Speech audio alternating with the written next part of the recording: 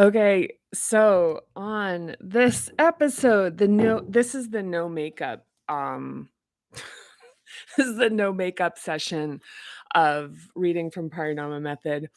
I think I put on a little stuff on my lip, but that has some tint. But yeah, you know, I read a couple I don't know, maybe even a couple years ago that um they did like a study where when they showed pictures of, like, women who, like, weren't wearing makeup and weren't, like, I don't know, considered attractive, that actually, like, evoked frustration and even anger in some of the people that were looking at them, so my apologies in advance, for my low maintenance look here. So I'm gonna make this one pretty fast. We're at page 201. I'm going to read from the Shrinking adaptation in the fifth hub. I went to a concert last night. I'm kind of tired today, and so I'm just going to take it kind of easy.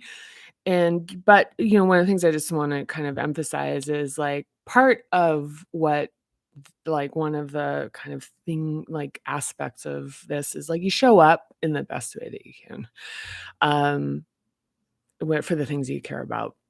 And so this is me showing up, and this is the best that I have available right now. So I'm going to try to get through this, and then we'll see what happens. Okay, so yeah. It's actually not that bad. Luckily, it's summer. There's a little color on my face. So, okay. So, Shrinking adaptation, fifth hub. So, the Shrinking adaptation is okay. I actually want to kind of my tongue. I feel like nee, nee, nee. So I want to kind of cruise in a little bit more. Okay, so maybe contextualize this. Like once again, like when we're talking about adaptations, we're talking about the strategies that we adopt with our reflexes as a result to the development of a particular hub. Here we're talking about communication and expression and creativity. And so here we're talking about the two primary directionalities of an adaptation is to either overcompensate or to hide.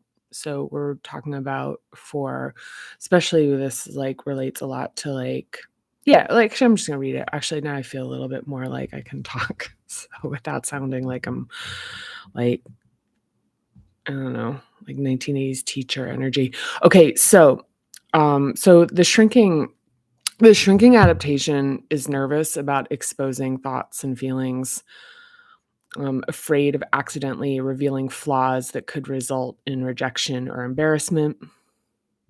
This adaptation is adept in Edmondson's behaviors of impression management. Don't ask questions, don't admit weaknesses or mistakes, don't offer ideas, and don't critique the status quo.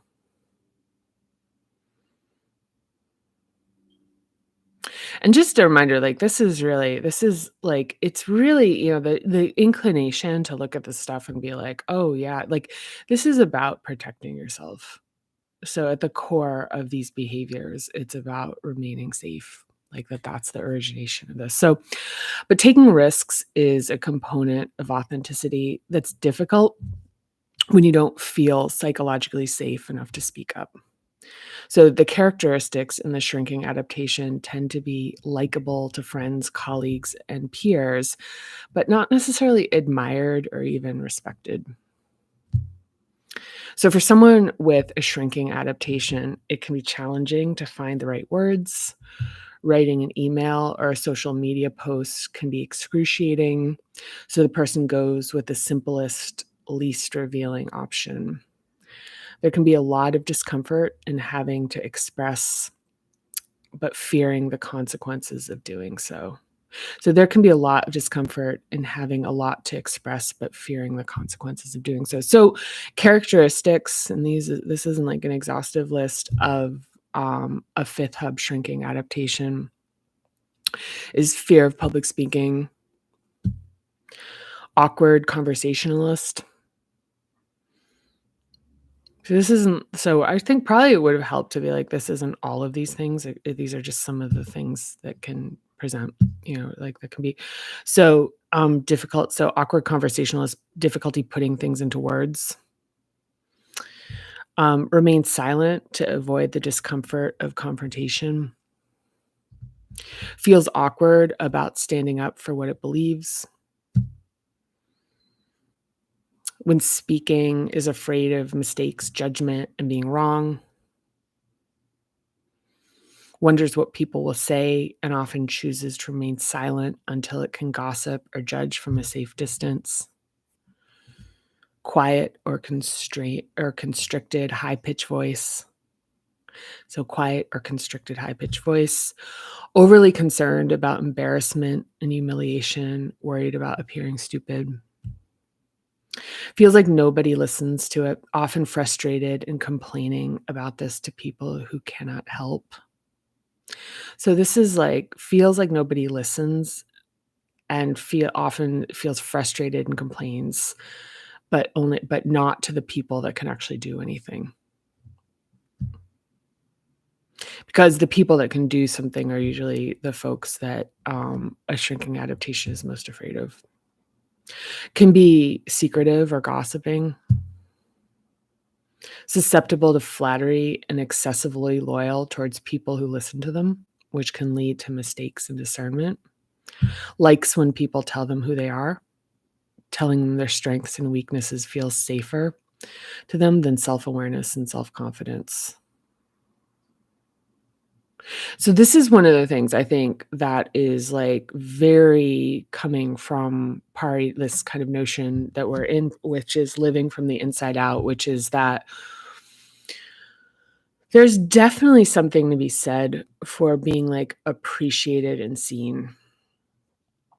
So this is not to say that that isn't part of the extension of our relationship with ourselves, is that that becomes important because ultimately it's like chicken or egg. Our relationship with ourselves comes from attunement. Like we learn to have a relationship with ourselves through attuning and being able to synchronize and kind of court and like understand that our inner lives like kind of had like matched, and that built the trust in ourselves. So it's not to say that that is not an important part, but what I want to emphasize here is sort of like where the origination of the signal comes from. So when we're expressing ourselves and that's being validated versus when someone's actually expressing themselves and telling us what we are relative to them, and that becomes identity. It's like, is there something naturally arising sense of self that we're like that we express, and then we have the world appreciate it or respond to it in a way that's validating versus um yeah. Hold on just one second. Press pause. I'm gonna go.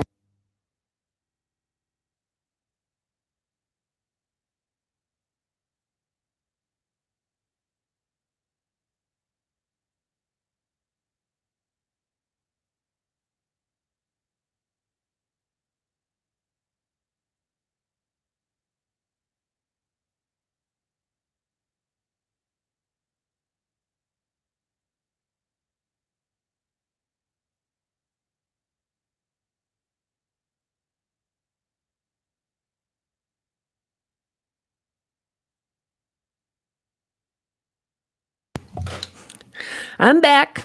Okay. It's like being a house guest too. It's like we're roommates today. Okay, so now last but not least here. So under stress, when an adaptation tends to become heightened, a common shrinking response is giving the silent treatment. So like one of the things too is that we start to, as we like get up in the hubs, start to see how these relate to kind of the early formations of what these, like kind of the like I guess like the evolution of these capacities is. And there's an unmistakable connection to the second hub, which is like this emotional attunement.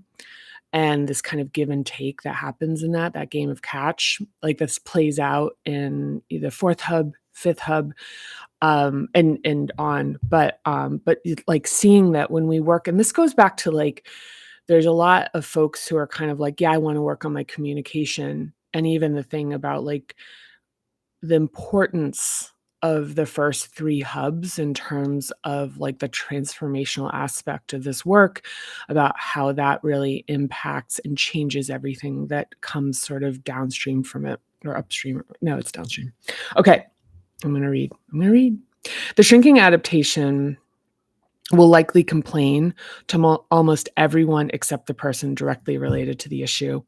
When it experiences unfavorable behavior, instead of directly communicating to the person perpetrating it, the shrinking adaptation is more likely to ask others, "What kind of person does that?" kind of thing. There's often overlap between a shrinking second hub. Spoilers. Yeah, it's good that I'm consistent, I guess. There's often overlap between a shrinking second hub that struggles to understand and process emotions without second guessing them. And one of the things to point out here is that this thing about not being able to directly talk to the person who is causing the distress relates, if you track back to where this pattern begins, that's a big part of it, is that there's fear, especially with a caregiver in early life, that, if there's a lot of interruption in this hub, that it becomes really understood that speaking up, is like, puts, like, creates, like, risk of, like, punishment, um, falling in ill favor, like, whatever. So that kind of thing about feeling safe to directly address the person is like, that's like a like reflex, like a trained reflex behavior. Um, and again, it's like this stuff. You look at just how a narrative, if you are not on your side, how narratives can form that are like, oh, cowardice, oh, this, oh, that. And it's like, if we keep pointing back to the innocence of where our patterning began, that is where we find this unification, this unified relationship with ourselves, and understand how to actually start to address and be patient and grow these capacities. So I interviewed Lauren, in whose childhood home speaking clearly and with composure was respected. She would be admonished for being sloppy and weak when she would become emotional, expressing thoughts and feelings before she had processed, polished, and organized them. As a result, Lauren learned to restrain what she would say until it was sanitized and could be said without emotion. Now, this means that a lot of time passes, days and sometimes weeks, between an event and Lauren's ability to talk about it. When she does speak, a lot of important things are left unsaid. Lauren talked about feeling blocked from living up to her full potential and sensed that her career was affected by her inability to speak with leaders and to effectively communicate ideas in meetings. This also led to significant strain during arguments or conflicts with her husband, who told Lauren he feels iced out as she processes her feelings, while he starts to imagine the worst and becomes increasingly agitated in the loaded silence. When Lauren finally speaks, he explodes with a built-up tension, further pushing her into her shrinking pattern. Yeah, something I'd also add to that is that there's absolutely, especially for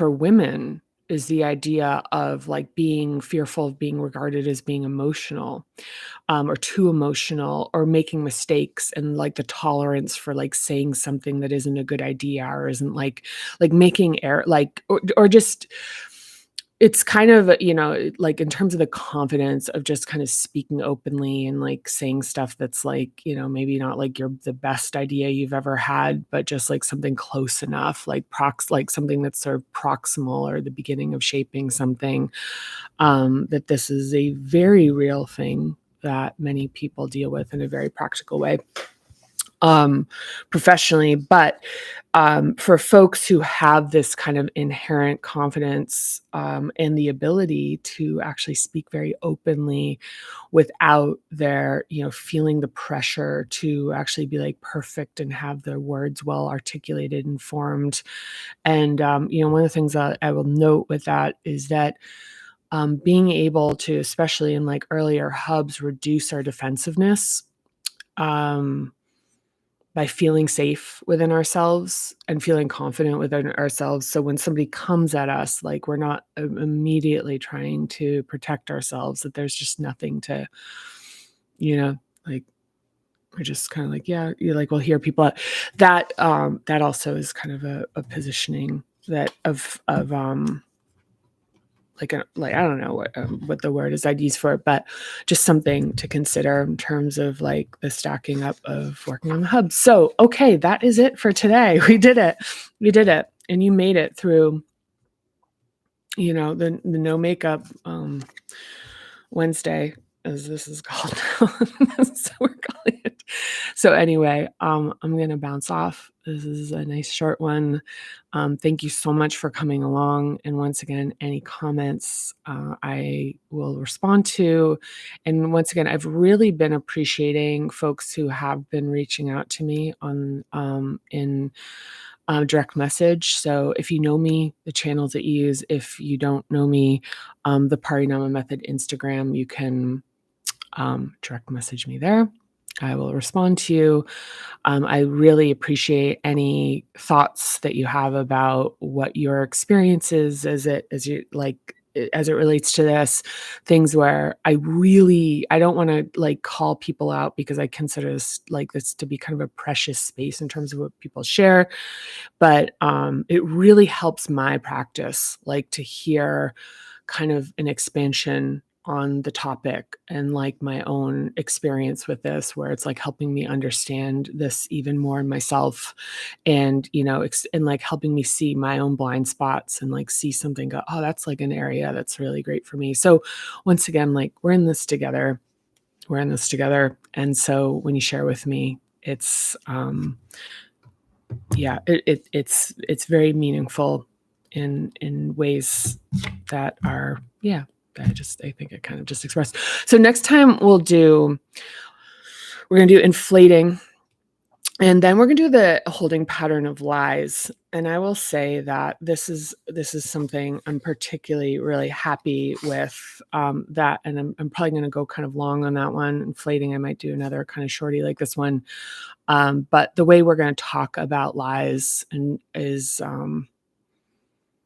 like kind of there's been a little bit of a spoiler up until now, but just there's more to it than just moralizing. Okay, all right. I appreciate you. Love you so much, and I'll see you next time. Bye.